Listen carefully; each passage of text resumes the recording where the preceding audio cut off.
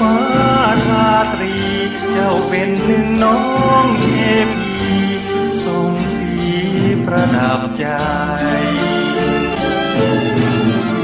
ต่อให้เป็นจากกัปตันหรือมีสมบัติเกรียงไกลแล้วให้ต้องสิ้นเจ้าไปไม่ขอพึงใจพรากจากกันสุดถนอมจอมชีวาเพราะทรงสีมีค่ากว่าหญิงใดในลาโสภากว่านางสวรรค์